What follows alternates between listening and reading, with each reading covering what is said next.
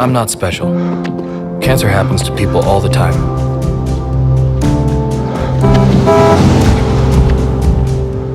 I take 1 mile at a time, 26 miles a day. I want to set an example that'll never be forgotten. Sometimes, it feels endless. But the pain I feel is nothing. I've seen little kids in so much pain. Somewhere, the hurting must stop. Terry Fox ran more than halfway across Canada to raise money for cancer research. Every year, millions of people around the world continue the marathon of hope in his name.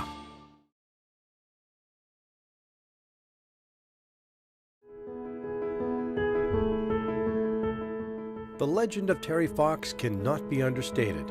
He united a nation while raising awareness about a healthcare issue which affects far too many people worldwide: cancer. Terry Fox was born in Winnipeg in 1958 to parents Rolly and Betty Fox. In 1966, Terry and his family moved to British Columbia, eventually settling in Port Coquitlam. Growing up, Terry's strong family ties would come to serve him well. Each summer, the Fox family looked forward to returning to Manitoba to visit relatives.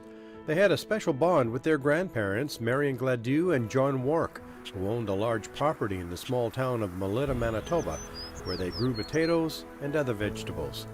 Marion's influence on the extended and large family became very evident as Terry grew up. They were taught to respect elders, work hard, and remain dedicated and tenacious. Terry's grandmother, Marion Gladue's Métis family history is well connected to both the iconic bison hunters of the plains and to the 1869-70 government of Louis Riel, founder of the province of Manitoba. These families became associated with the Red River community of St. Norbert and St. Francis Xavier at the time, comprised of seasonal bison hunters and mixed farmers.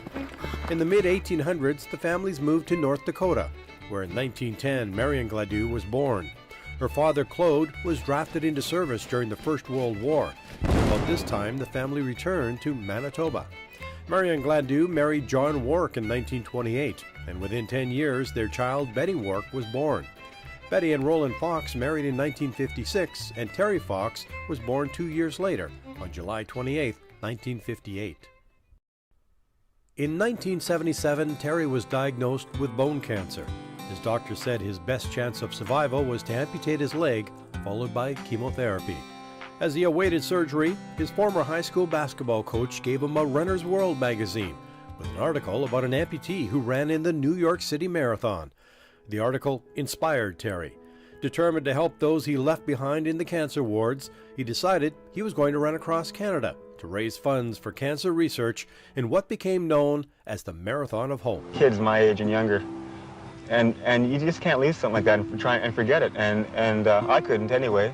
I had to try and do something about it. With his best friend Doug Allward and brother Daryl following in a support van, 21-year-old Terry would rise at 4 a.m. to run 12 miles, rest, then do 14 miles in the afternoon, seeking donations across lonely expanses of highway. In Toronto, thousands cheered him. For Canadians, Terry had become an inspirational hero. But what inspired Terry were the children he was trying so hard to help. Children like Greg Scott. I'm crying now because there's somebody here right now who is going through the same thing that I went through. Exact same thing, and he's only 10 years old. And I had the most inspirational day of my life today. And so Terry gave himself an afternoon off from the Marathon of Hope to swim with Greg. It was just the 4th day off in 137 days on the road. As he approached the city of Thunder Bay on September 1st, Terry Fox had run 3,339 miles. He was on this stretch of road, at this white marker, when he asked to be taken to the hospital.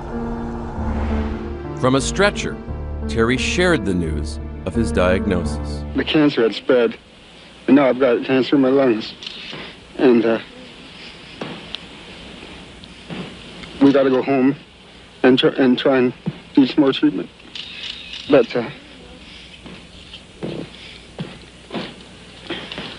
all I can say is if there's any way I can get out there again and finish it, I will.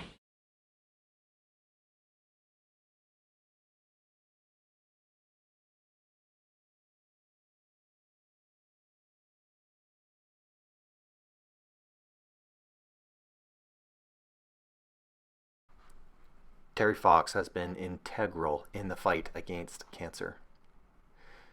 Students, right now down at Heritage Park in their museum, you can see the original Terry Fox van. And as you walk around the area, you can get a sense of not only Terry's legacy as a Canadian hero, but also a day in the life of what he went through to bring awareness to the illness of cancer. You know, this van has special meaning for myself, as I had an opportunity when I was very young to see Terry. We had a cabin in the northern part of Ontario, and often we would drive up over the weekends to the cabin. In one particular night we were driving, it was dark, so we had left a little late, and it was pouring rain. I mean, it was coming down in buckets. At that time I was quite young, and I remember looking out the window and staring at the bright lights of cars coming towards us and just thinking, man, it is so dark out, and the rain was just coming down, hearing it on the roof. We're making our way up our cottages towards the North Bay area, and my dad quickly pulls over. He says, "Come on out, let's go." I remember thinking, "Dad, what is going on? Did we hit an animal? Is there a problem?" But he just got out of the car like a shot, and I was close behind him. I got out of our vehicle, instantly feeling the cold rain on my face and trying to focus on what we were supposed to be looking at. I followed my dad to the road, and I looked down the road. And as I looked down the road, here I see Terry Fox running down the road. I was so young, I was not 100% sure what I was looking at. I remember my dad calling out to Terry, thanking him for what he's doing. Little did I know at that time, my Uncle Paul was struggling with cancer and would later pass away in the following years. I remember the van slowly driving by us, and it was a memory that was etched into my mind and my heart for the rest of my life. Students, we are asking on Friday for you to take a little bit of time to go for a walk. If you're able to go for a run in your area, do it, and spend a little bit of time just in terms of reflecting why we're doing this. I believe that all of us at some point in our lives are going to be touched by this disease, whether it's through a loved one or through a friend or ourselves. And this is a fight that at some point we're all going to be involved in. There's a donation tab that your teacher can share with you, and I will also send that out by email. If you can donate, anything would be great. It shows that it's coming from our school, but that's not the important part. The important part is that donation is going towards cancer research.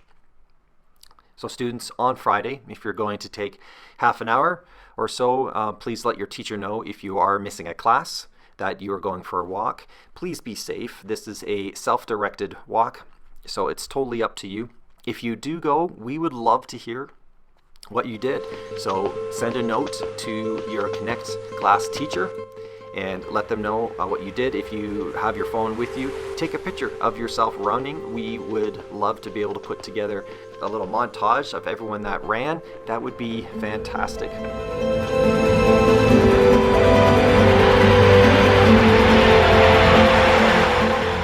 Thank you, students, for taking the time and participating.